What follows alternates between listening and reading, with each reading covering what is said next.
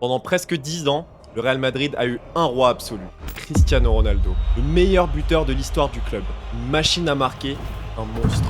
Mais à côté de lui, il y avait un autre joueur. Un joueur qu'on a longtemps sous-estimé, critiqué et qu'on a même voulu virer. Il s'agit de Karim Benzema. Le troisième homme de la BBC, toujours cité en dernier, toujours dans l'ombre des deux autres. Pendant toutes ces années, on a dit qu'il était nul, qu'il ne savait pas finir, qu'il plombait l'équipe et même qu'il fallait le vendre. Alors, est-ce que Benzema était vraiment nul pendant que Cristiano était au Real Madrid? Restez bien jusqu'à la fin parce qu'on va voir que quand on met tous les éléments bout à bout, l'histoire elle colle pas.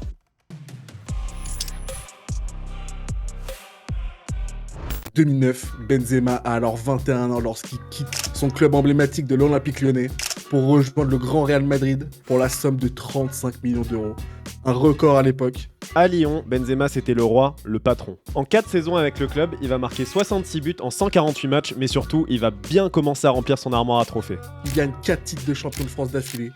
Il finit meilleur buteur de Ligue 1 ensuite en 2008 avec 20 buts au compteur. Et tout ça seulement à 20 ans. Et ouais, parce qu'on avait l'impression que les Lamine Yamal, les Mbappé qui percent à 16 ans, ça existait que maintenant. En fait, non, il y avait quand même Benzema, les gars. Le grand Karim à l'Olympique Lyonnais, fallait être branché les mecs. Le dégradé à la scie sauteuse, attention. À ce moment-là, Karim Benzema est considéré comme le plus gros espoir français, le successeur annoncé de Thierry Henry. Quand le Real Madrid le recrute, forcément, c'est un énorme coup. Florentino Pérez, il vient de revenir à la présidence du club à ce moment, et il veut relancer un projet, celui des Galactiques.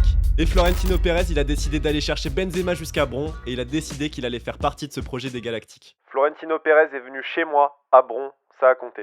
Il parle un peu français, et j'ai senti qu'il me voulait absolument. Mais les Galactiques, ils sont jamais seuls, et dans ce projet, il y a d'autres joueurs, des très gros joueurs, le Ballon d'Or, Ricardo Caca, Xabi Alonso, et encore Cristiano Ronaldo, en provenance de Manchester United. 250 millions d'euros dépensés en un seul été, c'est de la folie, c'était du jamais vu à l'époque. Et Benzema se retrouve alors dans un vestiaire rempli de stars, avec un ego immense et surdimensionné, qui sont pas là que pour les perfs, mais également pour le Ballon d'Or. Le mercato du Real Madrid en 2009, ça me rappelle clairement mon prime PaySafe Card en 2015 quand j'étais au lycée, quand j'ai mis 150 € de points Steam. On va encore nous en parler. On va nous en parler. Et Benzema, quand il arrive au Real Madrid, il va pas se faire que des amis, il va découvrir la concurrence. La concurrence, c'est important, des bons joueurs pour position. Avec le neuf qui était en place à l'époque, Gonzalo Higuaín Pipita. Le mec, il est là depuis 2007, il est en place, connaît la maison, il connaît la langue, il a marqué 22 buts la saison précédente. Benzema, il est pas dans les meilleures dispositions pour arriver en tant que numéro 9. Et vous allez voir que dès ce moment-là, les problèmes vont commencer. Les 2 premières saisons, le début des doutes. Avec Manuel Pellegrini sur le banc du Real Madrid, Benzema galère. Il joue, mais il s'impose pas. Il alterne entre banc et titularisation, il cherche ses marques. Première saison au Real Madrid, 2009-2010, 9 buts en 27 matchs de Liga, c'est trop peu. Les critiques, elles vont déjà commencer. En Espagne, on n'a pas le temps. Les médias espagnols impitoyables le comparent à Higuaín et le verdict y est sans appel. Higuaín, il est meilleur, il est plus efficace, il est plus régulier, il parle espagnol. Il a tout en mieux. Sûrement, il avait une plus belle voiture à l'époque en plus. Saison 2010-2011, Karim Benzema se réveille enfin alors en Espagne et affiche de meilleures couleurs. C'est 26 buts toutes compétitions confondues et 15 buts en 34 matchs en Liga. C'est mieux, mais c'est toujours pas suffisant aux yeux des supporters, de la presse et surtout du coach. Et Benzema commence à comprendre un truc au Real Madrid, on ne pardonne pas. Et dans le meilleur club du monde, quand t'as pas fait tes preuves, soit tu marques, soit tu dégages.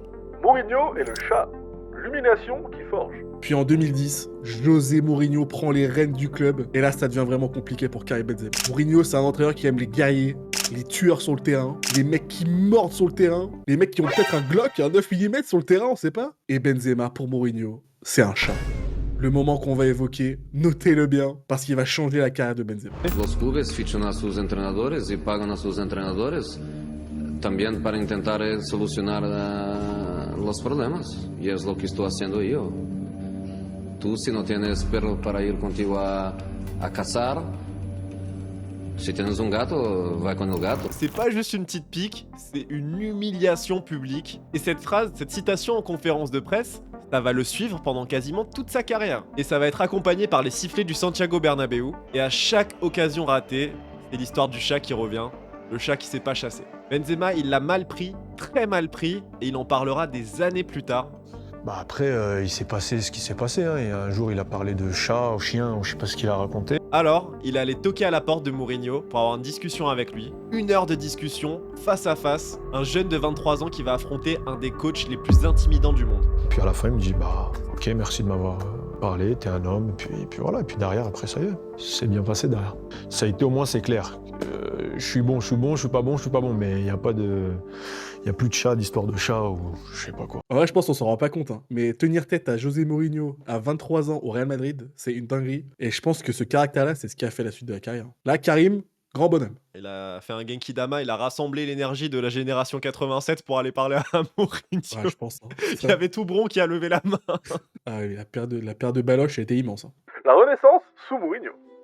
Saison 2011-2012, le 9 explose. 32 buts toutes compétitions confondues, 21 buts en Liga. Et en plus d'avoir marqué pas mal de buts, il va inscrire 19 passes décisives pour cette saison, donc ça va longtemps être une de ses saisons les plus prolifiques avec Cristiano Ronaldo. Alors déjà là, le debunk qui commence en 2011-2012, Benzema il fait une des meilleures saisons de sa carrière avec Cristiano Ronaldo à côté de lui. Il devient alors titulaire indiscutable. Mourinho ne parle plus de chat, de chien, de canard. Benzema a prouvé qu'il avait du caractère et qu'il pouvait mordre à n'importe quel instant. Il y a beaucoup de gens qui pensaient que Benzema il faisait que des saisons à 5 buts avec Cristiano Ronaldo. Non les mecs, Benzema en 2011-2012 il plante 32 buts, 19 passes D. Le 19 passes D, les frères ont le double-double, on se croit en NBA les mecs. Et juste avant la suite, si vous aimez ce genre de vidéos sur la carrière des joueurs, abonnez-vous et laissez un commentaire. Ça nous aide énormément pour nos vidéos. Dites-nous en commentaire si vous étiez team Benzema incompris ou team Benzema nul. On va lire tous vos commentaires. L'ère BBC, le cerveau sacrifié. 2013, Gareth Bale arrive au club pour 100 millions d'euros. D'ailleurs les mecs, n'hésitez pas à regarder notre vidéo sur Gareth Bale, toujours disponible sur notre chaîne, ça fait toujours plaisir si vous l'avez manqué. Record à l'époque, et là on assiste à quoi les mecs? On assiste à la création d'un trio maléfique en Europe et en Liga, la BBC, composé de Bale, Benzema et Cristiano. Carlo Ancelotti arrive sur le banc du Real Madrid en 2013 et lui, il comprend tout de suite ce que Benzema peut apporter. Il va le placer en faux numéro 9, un attaquant qui décroche, qui vient chercher les ballons plus bas. Benzema, ça devient presque un numéro 10 déguisé en attaquant. Ça va devenir le cerveau du trio, celui qui fait tourner la machine, et il en parlait déjà en interview.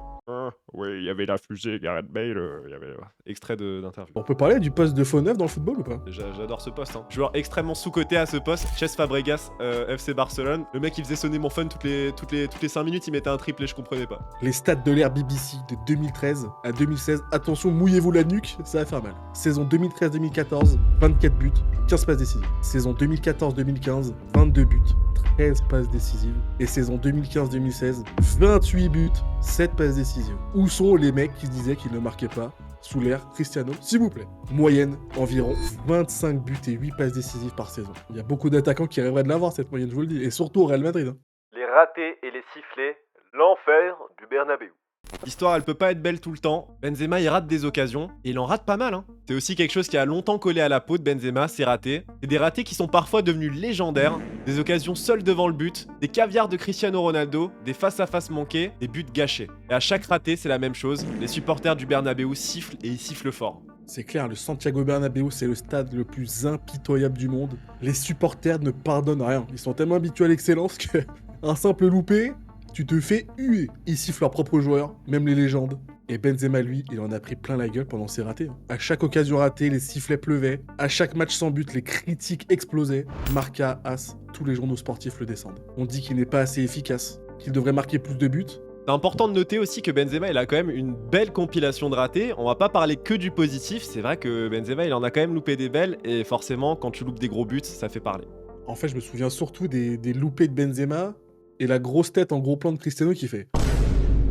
Ronaldo peut-être un des joueurs les plus insupportables sur un terrain de foot. Hein. Quand il reçoit pas le ballon, quand il y a un loupé, oh là là, faut pas être dans le vestiaire avec lui après, je pense. C'est une horreur. Succès collectif et saison compliquée. Et puis arrive 2016, une des saisons les plus compliquées de sa carrière. 11 buts en Liga, 19 buts toutes compétitions confondues et 6 maigres passes décisives.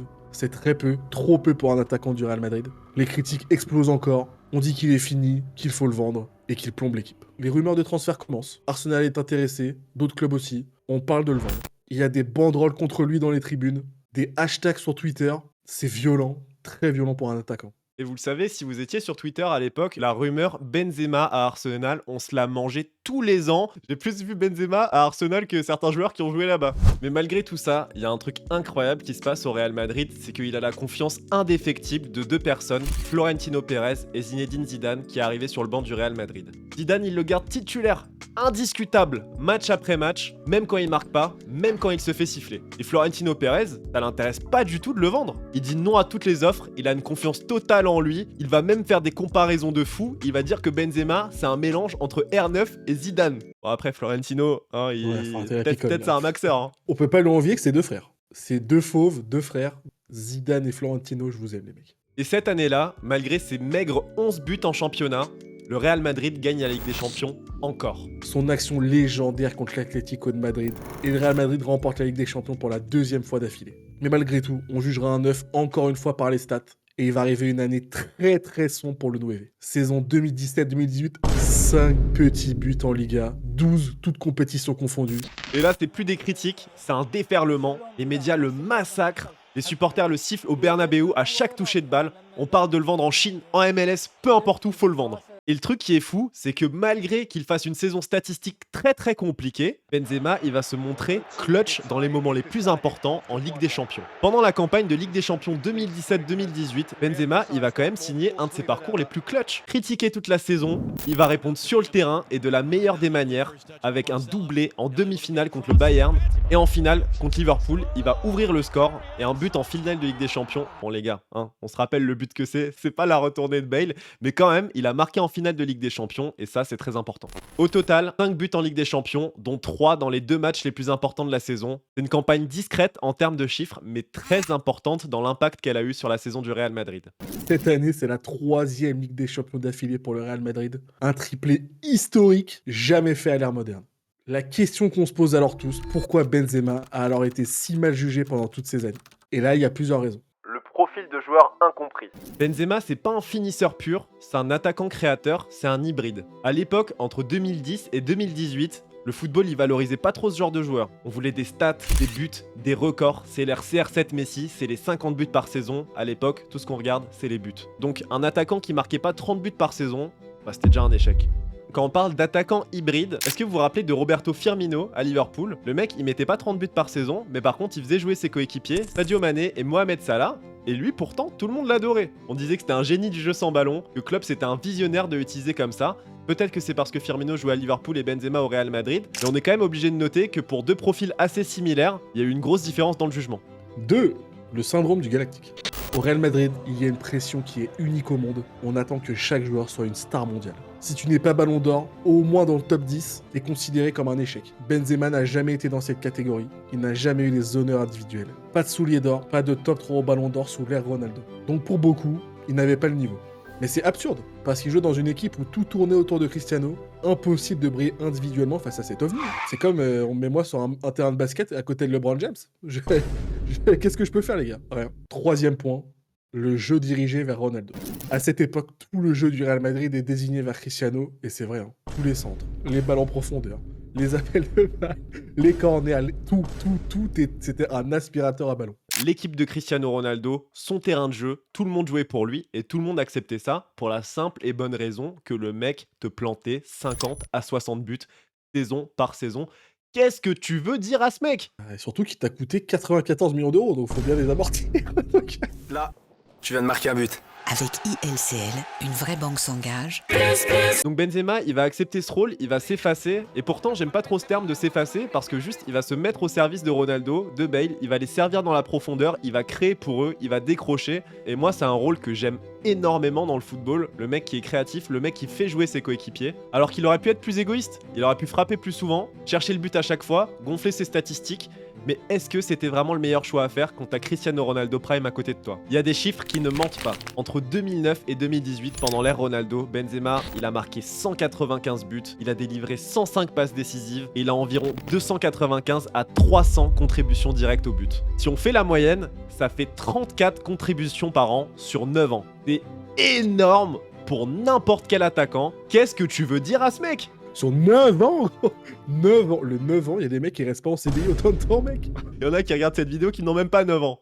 Alors c'est pour ça que non, on est formel, Benzema n'a jamais été nul, même pendant l'ère Cristiano Ronaldo, il a juste été jugé avec les mauvais critères. En 2018, Cristiano Ronaldo quitte le Real Madrid, il part à la Juventus, c'est la fin d'une ère. Et là, tout le monde va se poser la même question, qui va devenir le patron au Real Madrid? Et Benzema, beaucoup pensent qu'il va s'effondrer, que c'est Gareth Bale qui va prendre la relève de Cristiano Ronaldo, et que sans Ronaldo, Benzema ne sera rien. Sauf qu'il se passe l'inverse, les mecs. Benzema explose littéralement à la suite du départ de Cristiano. Il redevient le joueur qu'il était à Lyon, le patron, le buteur, l'homme providentiel. Et l'apogée, saison 2021-2022, 44 buts, toutes compétitions confondues. Une saison légendaire, des remontadas incroyables en Ligue des Champions, on s'en souvient tous, face au PSG, Chelsea et surtout à Manchester City. Il porte le Real Madrid sur ses épaules. Il devient le leader, le capitaine, celui vers qui tout le monde se tourne. Il remporte le ballon d'or du peuple à 34 ans. Quand il a eu la chance de briller, quand le leader du Real Madrid est parti, Cristiano, il a montré toute sa palette et il a montré de quoi il était réellement capable. Le chat est devenu un lion et il a jamais eu besoin de rugir pour qu'on le remarque. Je pense qu'on a débunk cette stat de 5 buts, ouais. On a rendu à César ce qui appartenait à César. Likez, commentez la vidéo et surtout abonnez-vous pour pas louper la prochaine. Dites-nous en commentaire sur qui vous aimeriez voir une prochaine vidéo. Et en attendant, on se donne rendez-vous. On a rendez-vous en Algérie. Et on se donne rendez-vous à très bientôt en Algérie les mecs.